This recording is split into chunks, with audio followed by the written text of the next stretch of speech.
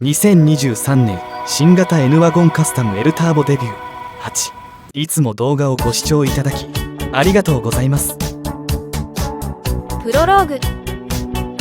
前作では後部座席への電源増設のためホールスイッチを増設しました。今回の動画はその続きです。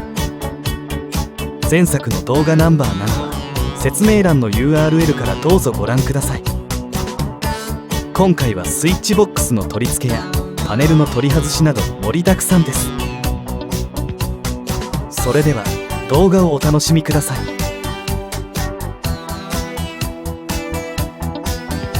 アクセサリーソケットロアパネルの外し方。アクセサリーソケットロアパネルです。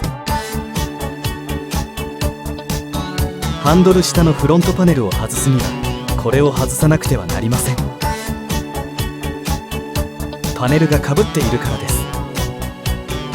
外すにはまず前方両奥にあるファスナーを工具で外します。これです。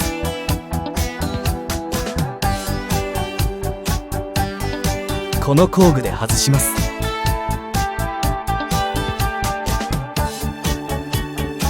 このように台座ではなくボッチのみを引き上げます。ボッチを押し込むことで中が広がる構造なのです。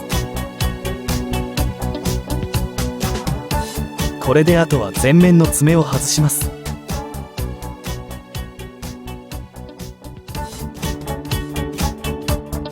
そしてパネルを破損させないように手前に引くと外れてきます。ご覧のように爪は手前上側にだけあって床側にはありません。 ACC ソケット付近のパネルは開いた穴のためすごく弱いので上部を引くときは注意です。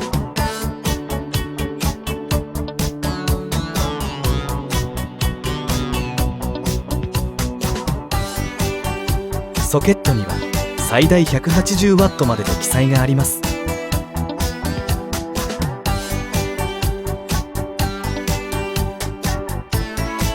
コネクターには裏側に開放の爪があります。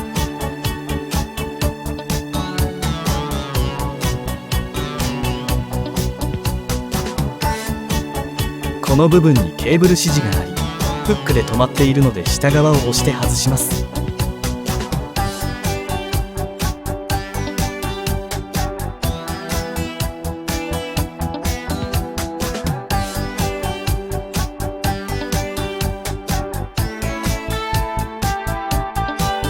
真ん中が平らになっているのでここにリレーを設置します。 2mm のアルミ板にタップを上げ両面テープで貼り付けます。強力に貼り付きました。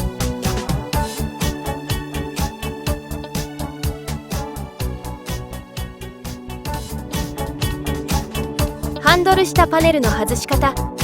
ハンドル下のパネルは右側を手前に引くと外れてきます。続けて外すには ETC 裏のファスナーを1個外さないと先に進めません。右側を外すまたは戻すときは2つの爪に特に注意です。この2つです。キャッチャーとずれているのに無理に戻すと簡単に壊れます。こことここです。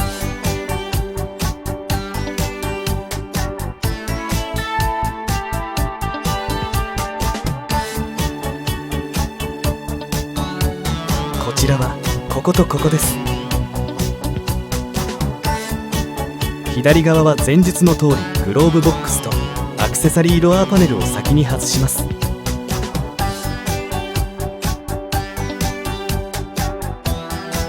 そしてここに隠しビスが1本あります。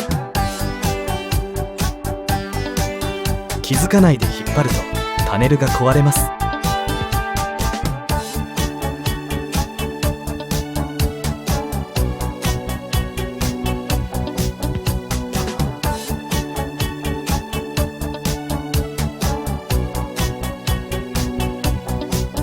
太いビス 4mm です。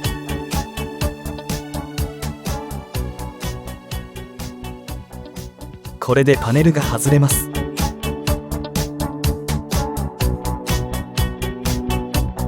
右に戻って ETC 裏のファスナー、ロアーパネルと同じものを外します。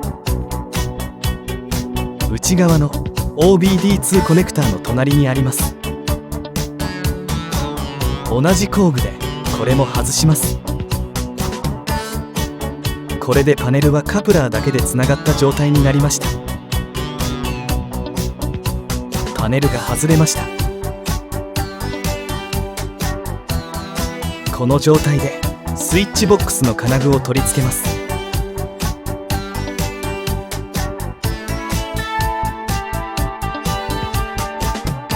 スイッチホールスイッチボックス指示金具の製作。スイッチホールスイッチボックスの図面です。ハンドルしたフロントパネルの断面を描いています。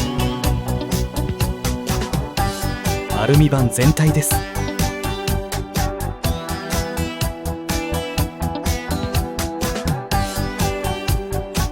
上板です。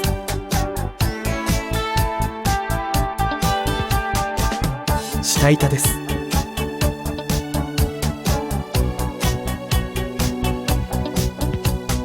アルミ板押さえ金具です。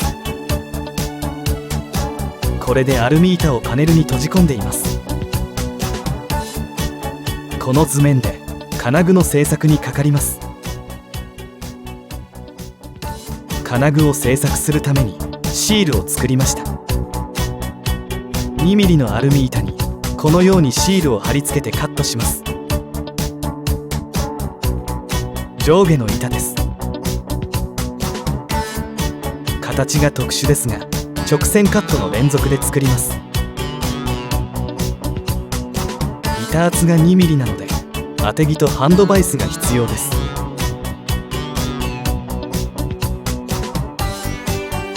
このように複雑な形をしていますが2ミリまでならカット可能です。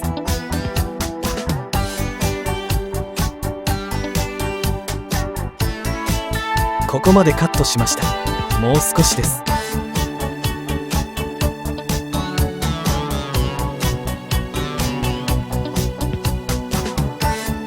あと2回に分けてカットします。できました。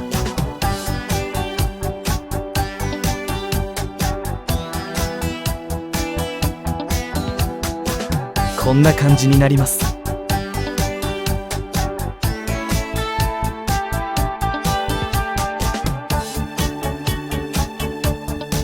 閉じるための穴を開けて終了です。金具を取り付けました。一番上は押さえ金具です。上から金具にボックスを縫い留めているので両面テープよりは丈夫です。だいたいイメージ通りです。取り付け面が少し R なので製作は現場合わせでしたが割とうまくいきました。後部座席 ACC ソケットの製作。ストッパー付きのアクセサリーソケットです。これを使って後部座席側に ACC 電源を設けます。接続部は T 型の受けになっています。接続にはこの端子を使います。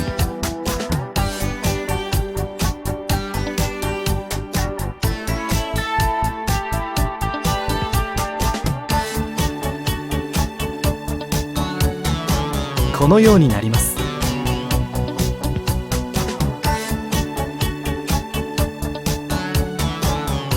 取り付け穴は28ファイと書いてありますが適合する厚みも兼ねて試してみます。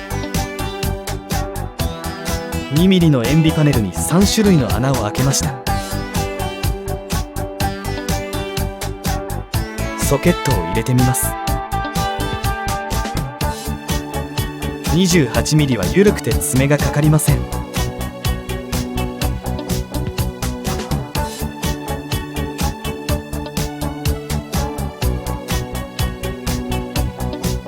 前後しましたが穴径は右から28、27、26ミリです。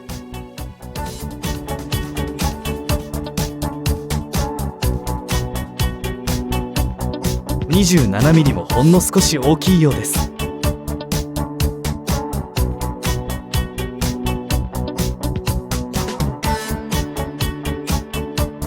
ソケットには180度間隔に爪があって、その中間点にストッパーがあります。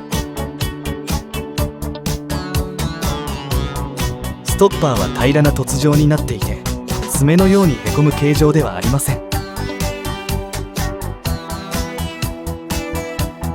なので26ファイの穴ではストッパーが当たって入りません。収めるにはストッパーの大きさをヤスリで削って取り付けるのが良いようです。ソケットを取り付ける向きを考えて、26ファイの穴に深さ 1.5mm 長さ 5mm のへこみを設けます。高知のボックス SW85B です。このへこみを設けるとストッパーは穴を通り抜け、かつソケットは回転できず爪で固定されます。これで取り付けが可能で、ソケットも動かなくなります。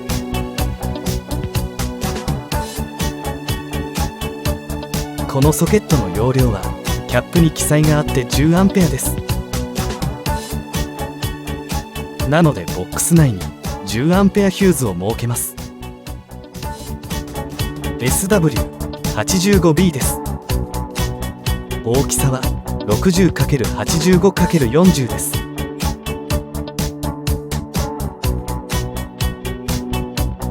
この中にヒューズも入れるので、このボックスを使います。爪のラッチを効かせるために 1mm の塩ビスペーサーを貼り付けます。アクセサリーソケット側が完成しました。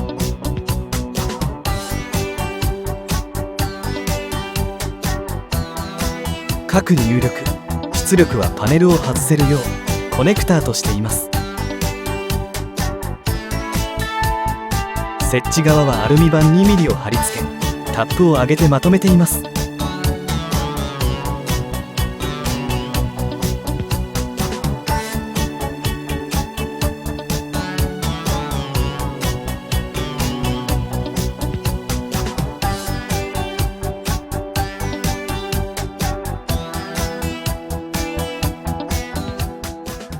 アクセサリー回路の配線。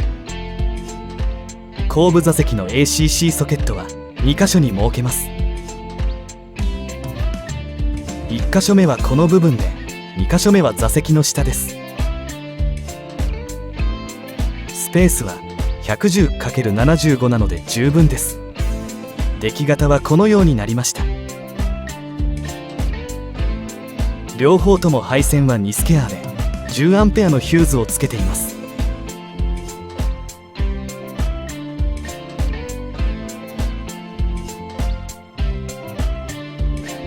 裏側にマジックシートを貼り付けて直接取り付けます。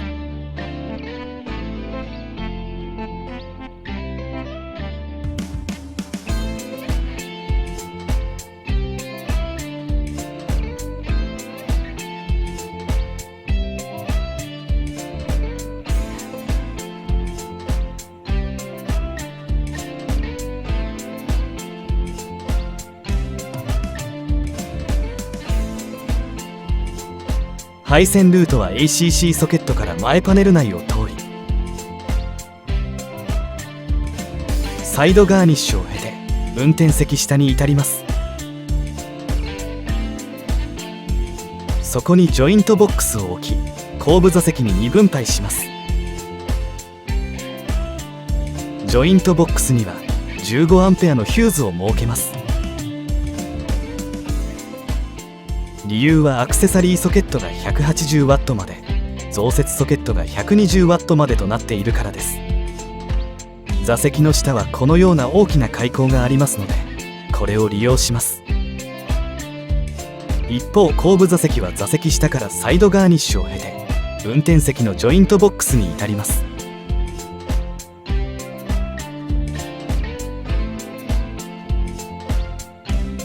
指示はインシュロックサポートにマジックシートを貼っています。ボックスもマジックシートを貼っています。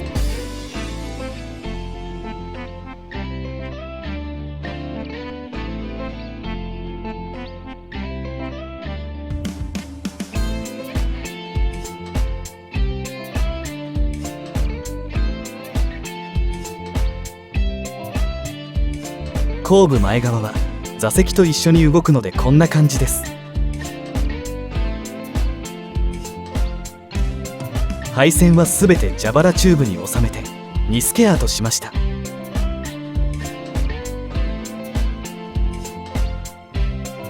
奥側が新雪線です。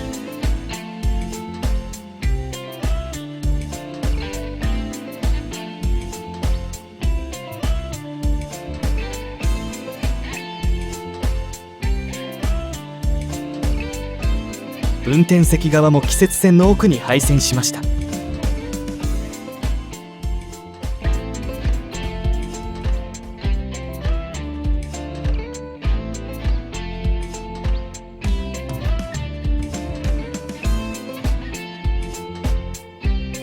あとは上に立ち上げて ACC ソケットまで配線します。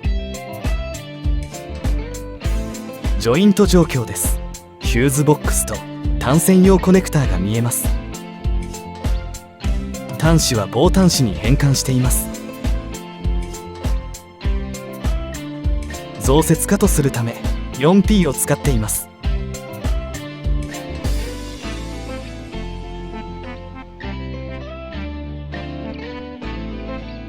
電圧の確認と試験。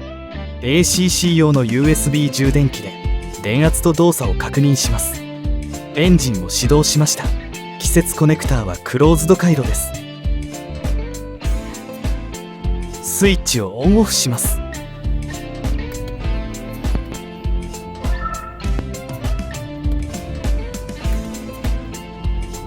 リレー動作も正常です。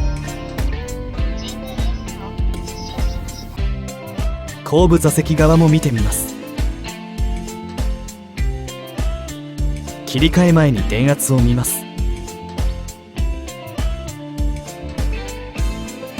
電気は来ていません。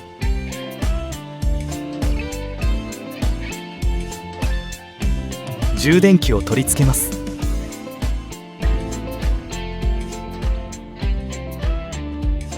スイッチを開閉します。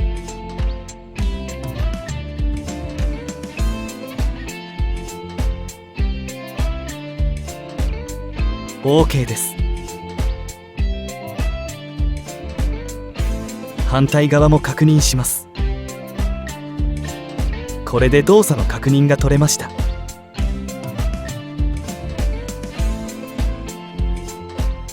MX34 コネクターのピン抜き。 MX34 のピン抜きをやってみます。配列はピンの穴とピン抜きの穴の2段ずつ4段になっています。下の穴に 0.8 ミリを差し込みます。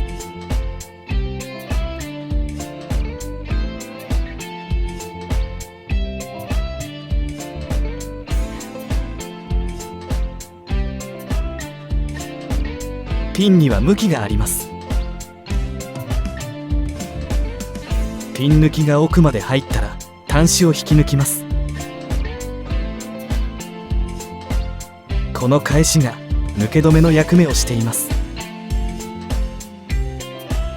戻すのは同じ向きで差し込むとカツンと返しが通過する音がします。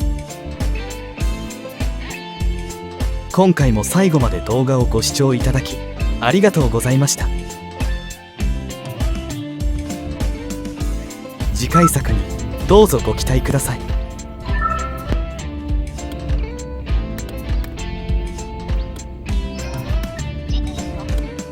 チャンネル登録と通知をオンにお願いします。